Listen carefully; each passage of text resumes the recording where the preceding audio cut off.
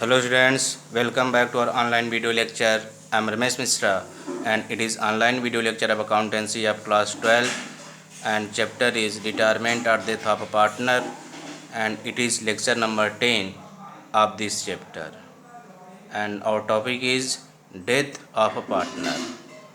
बेटा हम लोगों ने अपने प्रीवियस लेक्चर में हमने बताया आपको कि जब किसी पार्टनरशिप फर्म में किसी डेट पे पार्टनर की डेथ होती है किसी, तो उस समय क्या अकाउंटिंग ट्रीटमेंट किया जाता है पार्टनरशिप फर्म में। तो मैंने बताया कि रिटायरमेंट और डेथ के कंडीशन में 95% बातें सेम हैं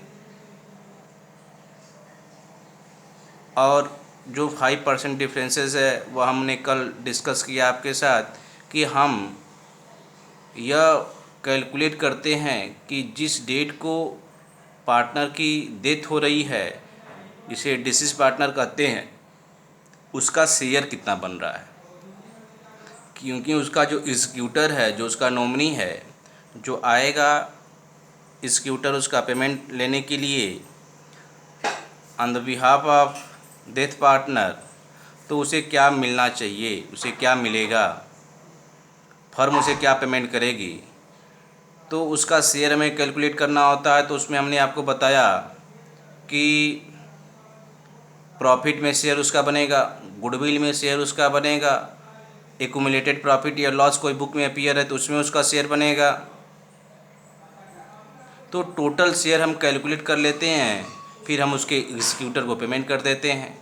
तो हमने आपको बताया कि हम प्रॉफिट में शेयर कैलकुलेट करते हैं। प्रॉफिट में शेयर कैलकुलेट करने के लिए मैंने 3 प्रोसेस बताया, 3 तरीके से, क्योंकि किसी बीच में अगर कभी उसकी डेथ हो रही है तो उस अकाउंटिंग पीरियड का प्रॉफिट तो पता नहीं है, तो उस अकाउंटिंग पीरियड का प्रॉफिट पता करने के लिए हमें 3 तरीके पता हैं। या तो क्वेश्चन में इन्फॉर्मेशन होगा, प्रीवियस ईयर के प्रॉफिट को मान लिया जाए, या प्रीवियस 3, 4, 5 ईयर्स के प्रॉफिट का एवरेज प्रॉफिट मान लिया जाए, इस साल के लिए प्रॉफिट, उसमें उसका शेयर निकाल लिया जाए, और या तो सेल्स बेसिस पे या टर्नओवर बेसिस पे हम कैलकुलेट कर लें करेंट ईयर की प्रॉफिट और उसका शेयर निकाल लें। तो ये तो ही बात। और जितने वर्किंग पीरियड में है उतना शेयर, तो वो तो शेयर पूरे ईयर के लिए, लेकिन जितनी वर्किंग पीरियड उसका, यानी जितना समय करेंट ईयर में उसने रहा फर्म में, उस वर्किंग पीरियड का उसे हम पेमेंट कर देंगे। और किसी रेमुनरेशन की बात की गई है, सैलरी की, सैलरी की, कमीशन की, तो उतने पीरियड का उसे सैलरी कमीशन दे दिया जाएगा। इंटरेस्ट ऑन कैपिटल की बात होगी तो उतने ही पीरियड का उसे इंटरेस्ट ऑन कैपिटल दे दिया जाएगा। और गुडविल में शेयर उसका है तो फर्म की गुडविल में उतना शेयर उसका कैलकुलेट करके उसे दे दिया जाएगा। तो इन्हीं सब बातों के ऊपर जो है हम आओ आज क्वेश्चन की प्रैक्टिस करते हैं। मैंने वहाँ बताया था कि जनरल एंट्री भी कैसे पास करते हैं हर एक कैलकुलेशन पे। तो आओ आज का हमारा क्वेश्चन है क्वेश्चन नंबर 58 आपके बुक का, और एक क्वेश्चन है A, B and C were partners in a firm. B died on 31st August 2018. B's share of profit firm the closure of the last accounting year till the date of death was to be calculated on the basis of the average of 3 completed years of profit before death. Profits for the year ending 31st March 2016, 17 and 18 was rupees 40,000, 50,000 and 72,000 respectively. The firm closes its books on 31st March every year. Calculate B's share of profit till the death of her death and pass the necessary journal entry for the same, assuming there is no change in the profit sharing ratio of A and C, and there is change in profit sharing ratio of A and C, and the new ratio is 7:5। बेटा इस question में कह रहा है कि A, B, C 3 partners हैं।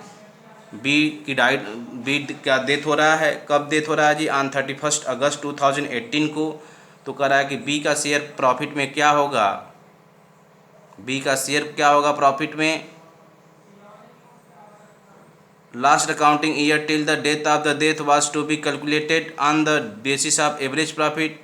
और कह रहा है कि प्रॉफिट जो फर्म की होगी वह यानी प्रॉफिट में शेयर जो कैलकुलेट किया जाएगा तो पहले करेंट ईयर का पहले प्रॉफिट तो पता चले, तो प्रॉफिट तो करेंट ईयर का तो पता ही नहीं चला क्योंकि प्रॉफिट तो कैलकुलेट किया जाएगा करेंट ईयर के लास्ट में, लेकिन वो 31 अगस्त को ही 31 अगस्त को ही डेथ हो जा रहा है।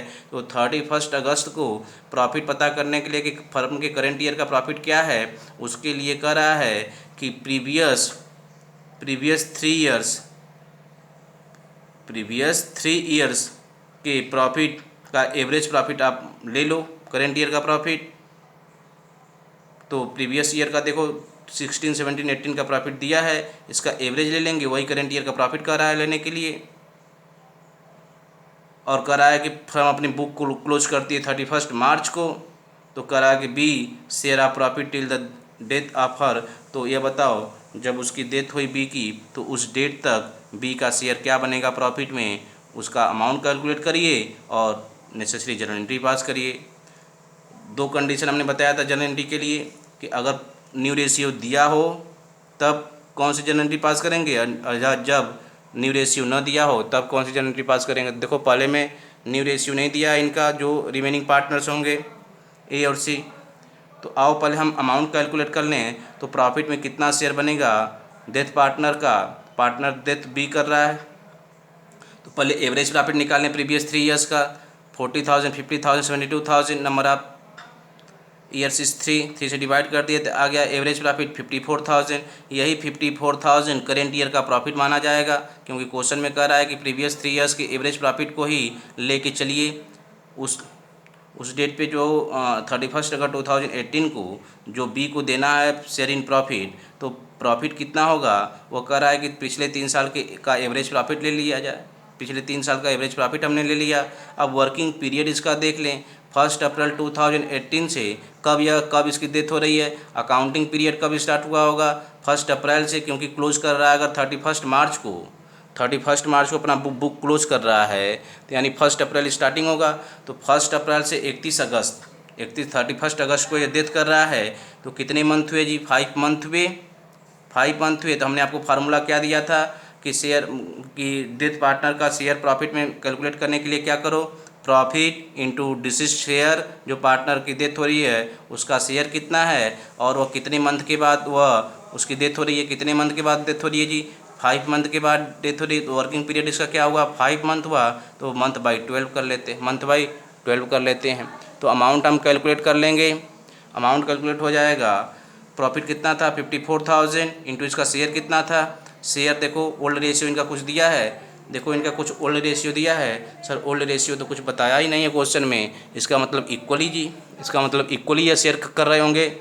ए बी सी जो है पहले इक्वली काम कर रहे होंगे, अगर कुछ नहीं मेंशन है तो 1/3 यही इनका शेयर। तो बी का भी शेयर क्या बना 1/3, और कितने मंथ जी वर्किंग पीरियड इनका क्या रहा करेंट अकाउंटिंग पीरियड में 5 मंथ, तो 5/12 कर लिए तो इनका शेयर कैलकुलेट होकर के आ गया ₹7,500। यानी प्रॉफिट में जब बी की डेथ होगी तो बी को प्रॉफिट में शेयर कितना मिलेगा 7,500। हम प्रीवियस ईयर के प्रॉफिट को बेस मान के चल रहे हैं, सॉरी प्रीवियस ईयर के प्रॉफिट का एवरेज प्रॉफिट को बेस मान के चल रहे हैं जो हमने बताया आपको। एक तरीका तो यह है, तो हमने शेयर इन प्रॉफिट तो कैलकुलेट कर लिया, जो जिस पार्टनर की डेथ हो रही है इसके लिए अब जनरल एंट्री पास करना है। तो देखो 2 केस है, हमने कहा कि जब न्यू रेशियो नहीं दिया हो तब क्या जनरल एंट्री पास करते हैं, और जब न्यू रेशियो दिया हो तब क्या जनरल एंट्री पास करते हैं। जब न्यू रेशियो दिया होता है तो हमने आपको पता है कि गेनिंग रेशियो निकाल लीजिए, और गेनिंग रेशियो निकाल लेंगे तो गेनिंग रेशियो मतलब कौन गेन करेगा, ए और सी यानी रिमेनिंग पार्टनर, उसी को गेनिंग पार्टनर भी कहते हैं। और ए और सी जितना गेन करेंगे उससे उनके कैपिटल अकाउंट को डेबिट कर दिया जाएगा, और जो बी डेथ कर रहा है उसको क्रेडिट कर दिया जाएगा, यानी डिसीज पार्टनर को क्रेडिट कर दिया जाता है कि उसका कैपिटल अकाउंट। तो आओ अगर हम जनरल एंट्री की बात करें तो जनरल एंट्री केस फर्स्ट में क्या करेंगे, केस फर्स्ट क्या है, केस फर्स्ट में कह रहा है कि when there is no change in the profit sharing ratio change नहीं हो रहा है, जो ओल्ड है वही अगर न्यू है, अगर कुछ भी इन्फॉर्मेशन न्यू रेशियो के लेकर के नहीं है तो उस कंडीशन में मैंने बताया था कि जनरल एंट्री पास करते हैं profit and loss suspense account debit to deceased partners capital account, तो डिसीज्ड पार्टनर कौन है, बी है तो 2 बीस कैपिटल अकाउंट जिसकी डेथ हो रही है जी, profit and loss suspense account debit 2 बीस कैपिटल अकाउंट। बीस को कितना मिलना है 7500, और अगर न्यू रेशियो नहीं पता है तो इसको हम profit and loss suspense account के नाम से जानते हैं, क्योंकि इस अमाउंट को हम ऐसे करेंगे। जर्नल एंट्री हम ऐसे पास कर ली, यानी नरेशन लिखना हो तो 20 share of profit till the death of his death, तो इसे कैपिटल अकाउंट में ट्रांसफ़र कर दिया गया अमाउंट को। अगर न्यू रेशियो दिया हो, न्यू रेशियो अगर गिवेन हो तो हमें क्या कैलकुलेट करना होगा, गेनिंग रेशियो। अगर न्यू रेशियो गिवेन है तो हमें क्या कैलकुलेट करना होगा, गेनिंग रेशियो। तो गेनिंग रेशियो के लिए हम क्या कर रहे हैं, फॉर्मेट बनाने, पार्टनर्स हो गए ABC, इनका ओल्ड रेशियो था 1/3 1/3 1/3।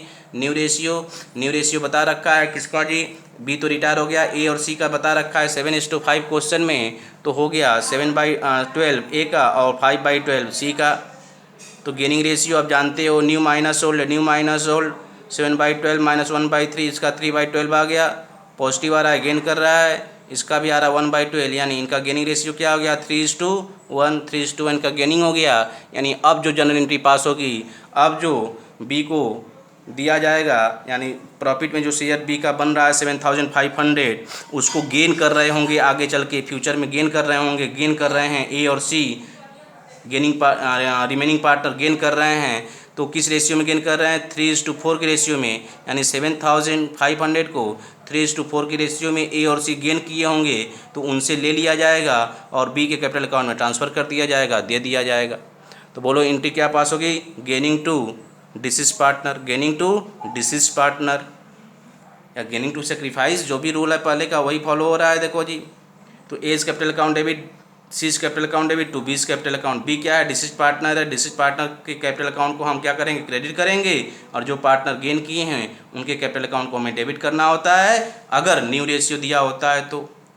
आप बताओ जी, 7500 को किस रेशियो में गेन कर रहे हैं, या 3:1 के रेशियो में, तो ए कितना गेन किया होगा 5625, और सी कितना गेन किया होगा 1875। तो इस अमाउंट से ए को डेबिट कर दिया जाएगा, इस अमाउंट से सी को डेबिट कर दिया जाएगा, 7500 बी को दे दिया जाएगा, इनसे इतना लेकर के।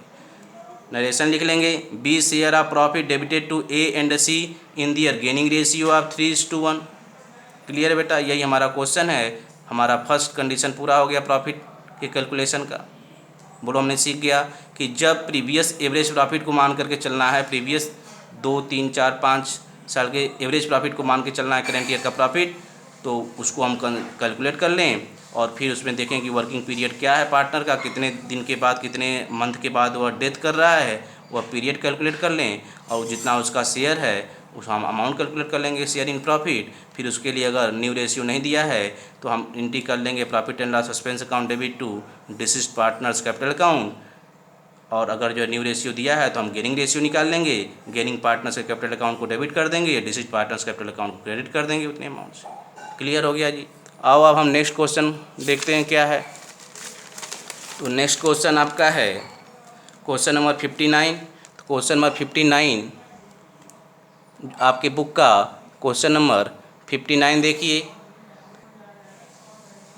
क्वेश्चन नंबर 59 में करा, Hari, Mohan and Sohan were partners in a firm sharing profit in 2:2:1 ratio. The firm close its book on 31st March every year. Mohan died on 24 August 2017. On Mohan's death, the goodwill of the firm was valued at rupees 75,000. The partnership deed provided that on the death of a partner, his share in the profit of the firm in the year of his death will be calculated on the basis of last year profit.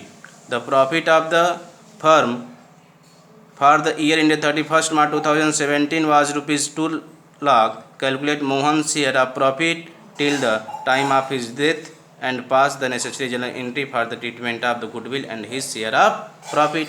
करा है कि हरी, मोहन और Sohan 3 partners हैं, इनका old ratio बता रखा है 2:2:1। करा फर्म अपनी बुक क्लोज करती है 31 मार्च को। करा कि मोहन की डेथ हो रही है 24/8/2017 को। करा कि मोहन के डेथ के समय गुडविल की फर्म की गुडविल थी 75,000।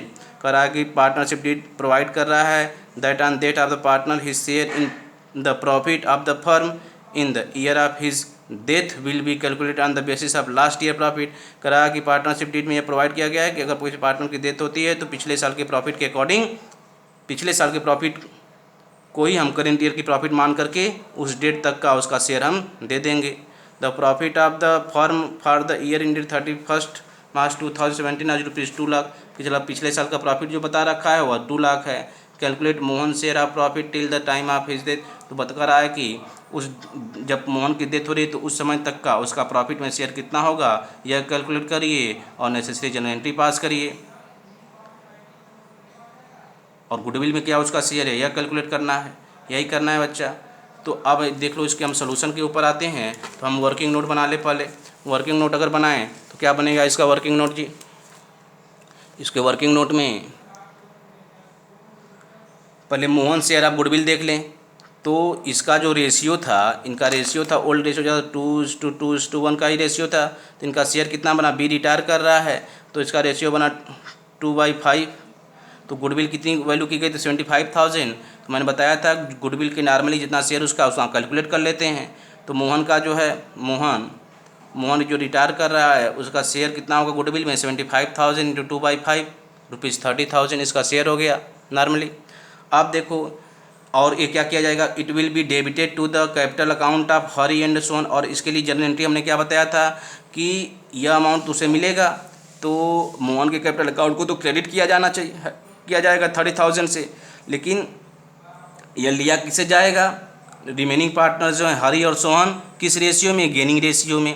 हरी और सोहन का हम गेनिंग रेशियो निकालेंगे और गेनिंग रेशियो से हरी और मोहन को यानी रिमेनिंग पार्टनर्स के कैपिटल अकाउंट को डेबिट कर देंगे और डिसीज पार्टनर्स कैपिटल अकाउंट को क्रेडिट कर देंगे। यही गुडविल की एंट्री होती है। और यहाँ पे इनका गेनिंग रेशियो क्या होगा, देखो 2:2:1 का ओल्ड रेशियो था। न्यू रेशियो कुछ भी नहीं बता रहा है, न्यू रेशियो के लिए कोई हिंट नहीं दिया है, कोई इन्फॉर्मेशन नहीं दिया है इसका। अब बी हट गया, अगर अब बी मोहन अगर रिटायर हो गया तो अब बचे कौन, हरी और सोहन।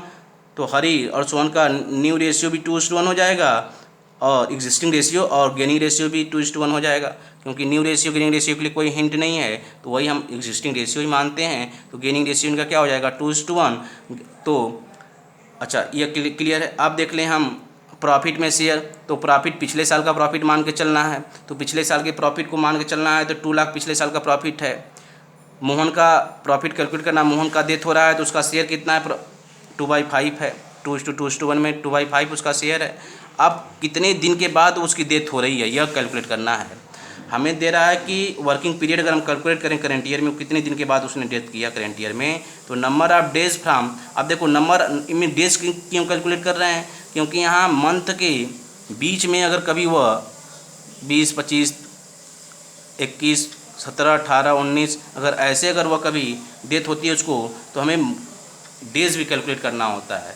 यानी करेंट ईयर के 1 अप्रैल से 24 अगस्त को उसकी डेथ हो रही है तो 1 अप्रैल से 24 अगस्त तक का कितना डेज हुआ, 146 डेज होगा। कैलकुलेट कर लेना, वही आएगा 146 डेज हुआ। तो मोहन शेयर ऑफ प्रॉफिट के लिए मैंने आपको फार्मूला बताया था कि प्रॉफिट इंटू शेयर और यहाँ पे मंथ या डेज, मंथ लोगे तो 12 से डिवाइड करना है, डेज लेना है तो 365 से डिवाइड करो। तो क्या अमाउंट आ जाएगा जी 32,000 इसका शेयर आ गया। बोलो बेटा, अब प्रॉफिट में शेयर इसका कैलकुलेट हो गया, न्यू रेशियो दिया ही नहीं है तो हम जनरल एंट्री क्या पास कर लेंगे। पहले हम आओ इसके गुडविल के लिए जनरल एंट्री पास कर लेते हैं। तो गुडविल के हमने बताया जनरल एंट्री कि जो रिमेनिंग पार्टनर्स हैं जो गेन कर रहे हैं उनके कैपिटल अकाउंट को डेबिट करो। यानी हरी और सोहन रिमेनिंग पार्टनर से यही गेन कर रहे हैं किस रेशियो में, 2:1 के रेशियो में। मोहन को तो मिलना है गुडविल में शेयर, तो गुडविल में शेयर मोहन को कितना मिलना है 30,000। तो इसके कैपिटल अकाउंट, मोहन तो डेथ पार्टनर है, डिसीज पार्टनर है, इसके कैपिटल अकाउंट को क्रेडिट कर दिए 30,000 से। और हरी और सोहन गेन कर रहे हैं 30,000 के अमाउंट को किस रेशियो में, 2:1 के रेशियो में। तो इनको 2:1 के रेशियो में 30,000 के अमाउंट को इनको डेबिट कर दिए 20,000 10,000। क्लियर है जी, नरेशन पास कर लिए। अब शेयर इन प्रॉफिट के लिए एंट्री कर लें। तो मैंने बताया था कि अगर न्यू रेशियो नहीं दिया है तो क्या लिखते हैं, profit and loss suspense account debit to deceased partners capital account. टू यहाँ डिसीज पार्टनर कौन है, किसकी मृत्यु हो रही है, किसकी डेथ हो रही है, मोहन की। To Mohan capital account share कितना आया बना था प्रॉफिट में 32,000। क्लियर बेटा। आ जाओ हम एक नेक्स्ट क्वेश्चन देख लेते हैं, क्वेश्चन नंबर 60। क्वेश्चन नंबर 60, तो क्वेश्चन नंबर 60 में देखो क्या कह रहा है जी, अपने बुक में देखो। क्वेश्चन नंबर 60 में कह रहा है कि A, B and C are sharing profit in the ratio of 4:3:2। A dies on 31st December 2019. Accounts are closed on 31st March every year. Sales for the year ending 31st March 2019 amounted to rupees 4 lakh. Sales of rupees 3,30,000 amounted between the period from 1st April 2019 to 31st December 2019. The profit for the year ending 31st March 2019 amounted to rupees 60,000. करा A B C 3 partners हैं, इनका profit sharing ratio है 4:3:2। अब करा ए dies, एक की death हो गई। कब डेथ हुई? ऑन 31 दिसंबर, 31 दिसंबर को हो रही है 2019 को। और अकाउंट कब क्लोज हो रहा है? 31 मार्च को, यानी फाइनेंशियल ईयर है, और 31 मार्च को इसकी डेथ हो रही है। Sale for the year ending 31 March 2019, और सेल क्या है? सेल्स क्या है जी? सेल्स है 31 मार्च 2019 को 4 लाख का सेल्स बता रहा है। And sales of rupees 3,30,000 amounted between the period from 1st April 2019 to 31 December 2019। The profit for the year ending 31 March 2019 amounted to rupees 60,000। करा है कि 3,30,000 का जो सेल्स है वह कब, किस पीरियड का है जी? फ्रॉम 1st अप्रैल 2019 से 31 दिसंबर 2019 का है। यानी इस पीरियड 31 दिसंबर को जो रिटायर कर रहा है, डेथ कर रहा है पार्टनर, तो उस करेंट ईयर में 1st अप्रैल से 31 दिसंबर तक का सेल्स क्या बता रखा है? 3,30,000। ये क्लियर है? और करा है कि the profit for the year ending 31 March 2019 और 2018-19 का, यानी 31 मार्च 31 यानी उस करेंट उस पीरियड का क्या है आपका प्रीवियस ईयर का प्रॉफिट कितना है? 60,000 है। प्रॉफिट कितना है जी? 60,000 है। तो अब इसे देखो हम कैसे कैलकुलेट करेंगे, करेंट ईयर का प्रॉफिट क्या होगा जिसमें शेयर मिलेगा उसे, डिसीज पार्टनर को। यह सेल्स बेसिस है ना, या सेल्स बेसिस कैलकुलेशन हमने बताया कि सेल्स बेसिस या टर्नओवर बेसिस कैसे करेंगे। तो आओ इसके वर्किंग नोट को देखते हैं। तो इसके वर्किंग नोट को देखोगे जब, तो इसमें प्रॉफिट फ्रॉम 1st अप्रैल 2017,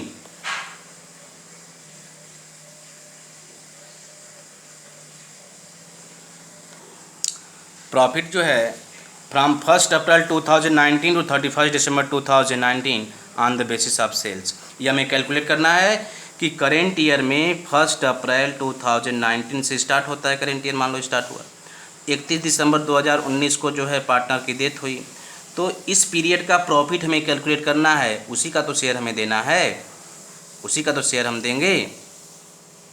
तो कैसे कैलकुलेट होगा? यानी बच्चा, अगर मान लो पार्टनर अगर यहाँ पे की डेथ हो रही है 31 दिसंबर को डेथ हो रही है, 1 अप्रैल से यह पीरियड स्टार्ट हुआ था और 31 मार्च को ख़त्म होगा, 31 मार्च को। और इस डेट को अगर डेथ हो रही है तो यहाँ तक जो फर्म की प्रॉफिट थी उसी में तो इसको शेयर मिलेगा, क्योंकि यहाँ तो अब ये रहेगा ही नहीं। तो यह मेथड जो है सेल्स बेसिस का मेथड जो है कि अब जो है हमें यह देखना है कि यहाँ तक के पीरियड का जो सेल्स है उसके ऊपर कितना प्रॉफिट हुआ, यहाँ तक कि पीरियड का जो सेल्स है उसके ऊपर कितना प्रॉफिट हुआ, यानी उस प्रॉफिट पे इसका जितना शेयर बनेगा वो हम इसे दे देंगे। तो वही हम कैलकुलेट करें, from profit from 1 April 2019 to 31 December 2019 on the basis of sales. If sales are ₹4 lakh तो प्रॉफिट क्या हो रही है? 60,000। अगर सेल्स जो है करा है कि 4 लाख है तो प्रॉफिट कितना बन रहा है जी? 3 लाख। 3 लाख यानी बच्चा अगर यह 4 लाख प्रॉफिट अगर पूरे अगर ईयर में, मान लो पूरे ईयर में, अगर पूरे करेंट पीरियड में अगर 4 लाख का सेल्स हुआ तो उस पर प्रॉफिट 60,000 बन रहा है। 4 लाख का अगर टर्नओवर हो रहा है, सेल्स 4 लाख का हो रहा है, तो उस पर प्रॉफिट कितना बन रहा है? 60,000 बन रहा है। तो अगर इस पीरियड में अगर इस पीरियड में अगर सेल्स 3,30,000 हुआ, 3,30,000 का हो रहा है, तो प्रॉफिट कितना बनेगा, यही कैलकुलेट करना है। तो इफ़ सेल्स आर ₹4 लाख तो प्रॉफिट कितना है? 60,000। तो इफ़ सेल्स आर ₹3,30,000 तो प्रॉफिट विल बी, यानी 4 लाख पे 60,000, तो 60,000 गुणे 4 लाख गुणे 3 लाख पे कितना? 3,30,000 पे कितना? तो 49,500।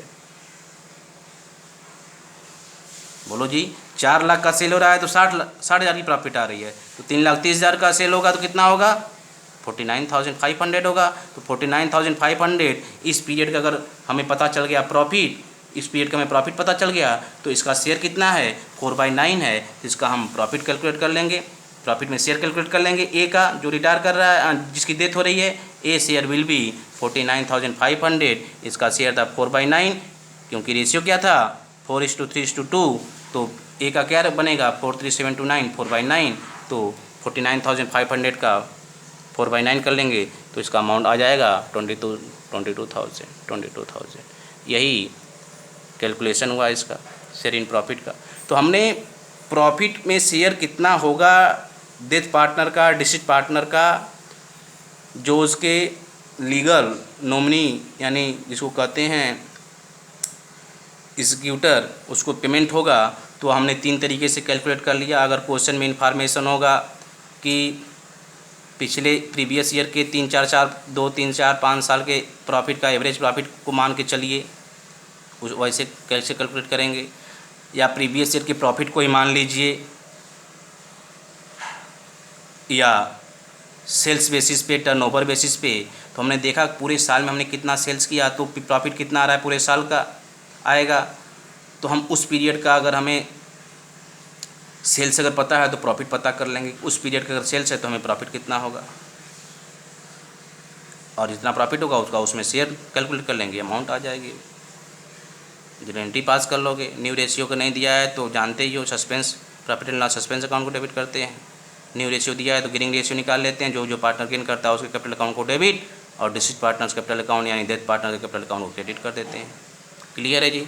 तो थैंक यू, आज के लिए इतना ही। कल हम लोग मिलते हैं और क्वेश्चंस के साथ। यह टॉपिक आप लोग अच्छे से पढ़ो, यहाँ से क्वेश्चंस आने की पॉसिबिलिटी होती है 100%। और इसमें आप डिसीज पार्टनर्स कैपिटल अकाउंट बनाने नहीं हैं, एग्जीक्यूटर अकाउंट बनाने नहीं हैं, तो केवल आपको अमाउंट कैलकुलेट करके सबका एंट्री पास कर देना है। चलो, थैंक यू।